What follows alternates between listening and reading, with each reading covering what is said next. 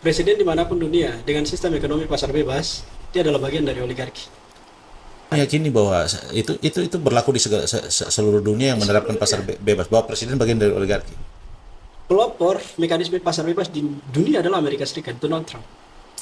Di belakang Donald Trump itu ada AIPAC, American Israeli Public Affairs Committee.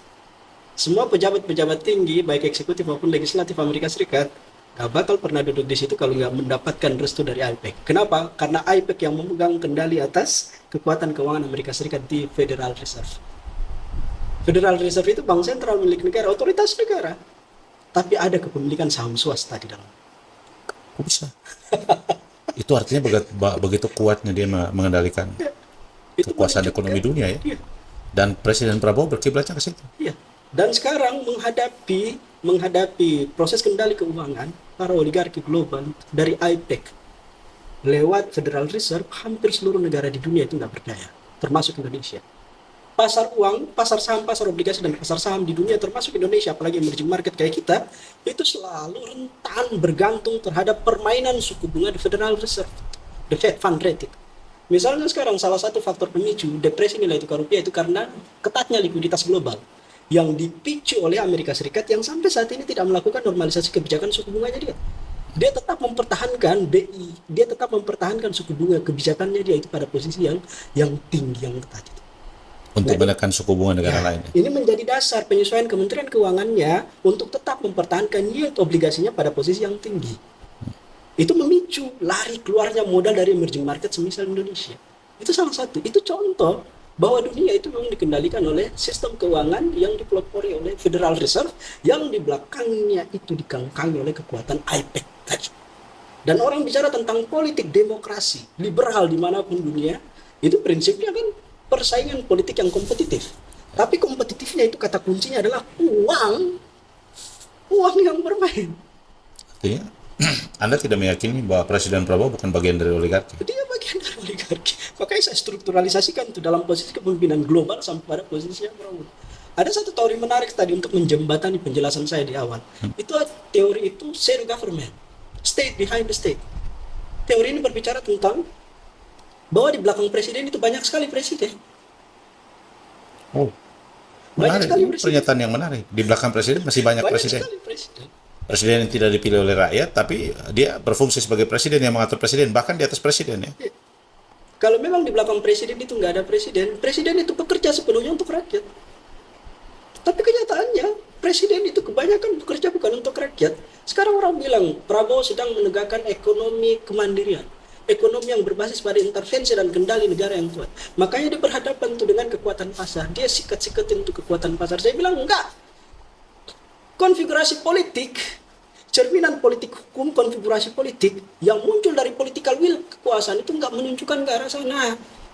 Justru munculnya adalah sentralisasi keuangan, sentralisasi kekuasaan yang basisnya adalah politik komando yang diperkuat oleh struktur militer yang kita nggak tahu arahnya itu mau kemana. Presiden Prabowo nggak akan sanggup menghadapi oligarki. Dia nggak akan sanggup menghadapi kekuatan pasar karena dia sedang berlindung di dalam kekuatan pasar itu sendiri, Pak. Hanya saja konfigurasi politiknya, politik hukumnya yang dirubah sedikit. Politik hukum itu adalah pilihan-pilihan hukum yang diambil oleh Presiden Prabowo Subianto. Arah pembentukan kebijakan hukumnya itu kemana? Itu yang menjadi cerminan dari konfigurasi politiknya dia.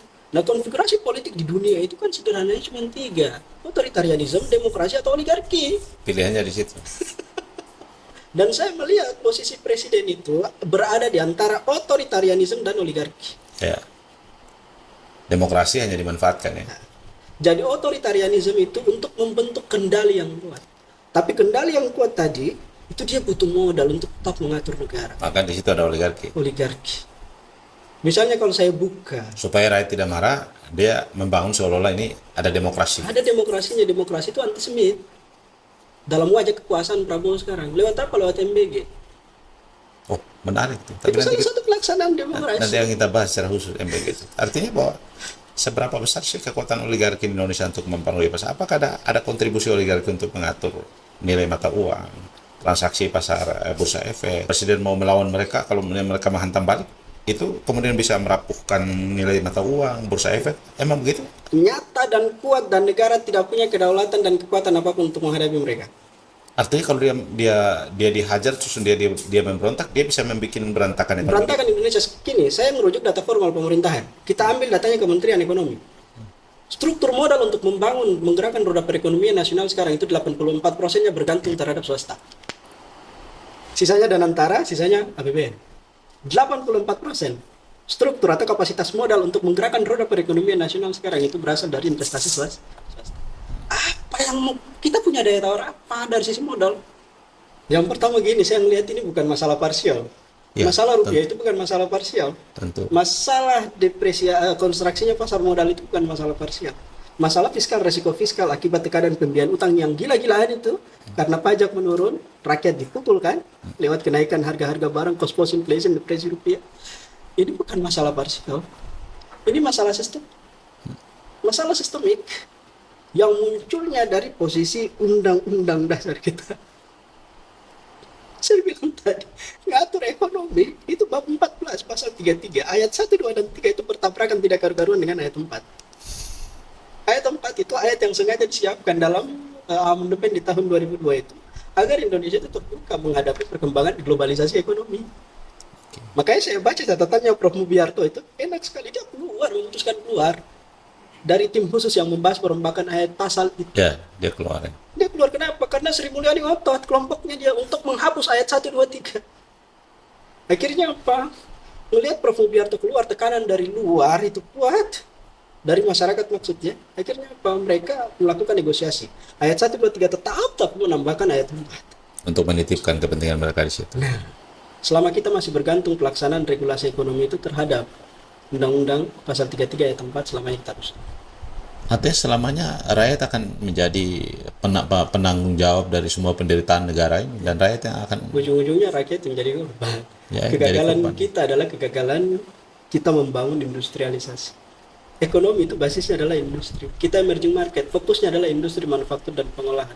Itu prinsipnya. Semua uang yang kita punya, yang kita peroleh baik itu dari uang kita sendiri maupun dari investasi luar dan utang, itu seharusnya diprioritaskan di manufaktur kita. Karena manufaktur itu tulang punggung industrialisasi ekonomi negara-negara berkembang seperti Indonesia. Kalau manufakturnya kontraksi, itu artinya apa? Kapasitas produksi nasional kita itu pertumbuhannya lemah. Kalau pertumbuhannya lemah, kapasitas pendapatan nasional itu lemah. Kalau kapasitas pendapatan nasional lemah, nggak mau selama itu bergantung terhadap pajak dan utang. Oligarki itu pintar dia. Dia mainnya bukan cuma pada posisi hulu saja, bukan pada posisi hilir saja, tapi dia integrasi hulu dan hilir. Misalnya gini, kelapa sawit nggak ada urusannya, saya pernah bilang di beberapa forum. Pembukaan industri kelapa sawit, perkebunan kelapa sawit itu nggak ada urusannya dengan harga minyak goreng itu turun. Karena ini basis tanaman pangan yang diprioritaskan untuk energi, bukan untuk karena sawit sekarang itu buat biodiesel, pengembangan energi green.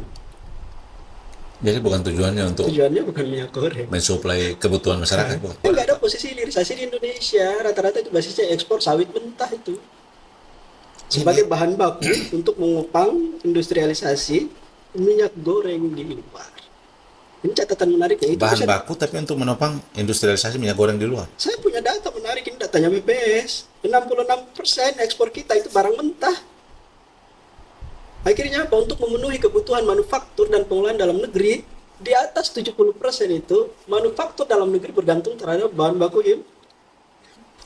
Buat tebu, itu buat bioetanol, itu buat energi juga, nggak ada urusan dengan harga. Jadi ujung-ujungnya ini semua kepentingan oligarki juga untuk ekspor dong. Jadi sebetulnya kalau begini kita bisa simpulkan hanya pergantian pemain dong. Hanya pergantian pemain. Hal yang seperti ini itu hal yang tetap memposisikan status kita sebagai negara peminjam neto. Karena sumber daya alam itu nggak dimaksimalisasi untuk menggenjot pendapatan nasional. Lalu sampai kapan baru sumber daya alam kita bisa dimaksimalisasi kalau situasinya begini? Anda tidak melihat Pak Prabowo punya niat untuk melakukan itu? Tadi ekspor satu pintu dibarengi enggak dengan reformasi total atas sistem tata kelola ekspor kita. Saya juga sering bertanya sama Pak Bahlil, hilirisasi nikel hasilnya mana? Nikel Indonesia itu dikuasai sama Cina. Dan Cina itu, Eropa bergantung 80% terhadap nikelnya Cina. Padahal diambil dari kita. Hilirisasi nikel, Anda lihat nggak ada hasil apa-apa? Ada hasil. Inilah semacam klise ya, Itu dia. lip service ya, bahwa ada hilirisasi. Hilirisasi itu nggak berefek. Nggak ada urusan dengan pengembangan industrialisasi nasional. Manufaktur kita tetap berada di wilayah kontraksi. Ngeri juga. Hilirisasi itu nampak ketika manufaktur dan pengolahan kita itu bekerjanya masif. Tapi kenyataan sekarang kinerjanya itu di bawah indeks PMI, di bawah 50 dia, 49,1. Dan kontribusi manufaktur dari 98 sampai sekarang selalu turun. 98 itu masih 25% terhadap PDB. Sekarang tinggal 19% terhadap Anda mau bilang hilirisasi itu mengkosong dong? PDB.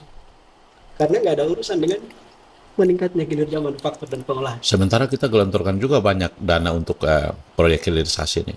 Banyak dikonsentrasikan ke sana kan?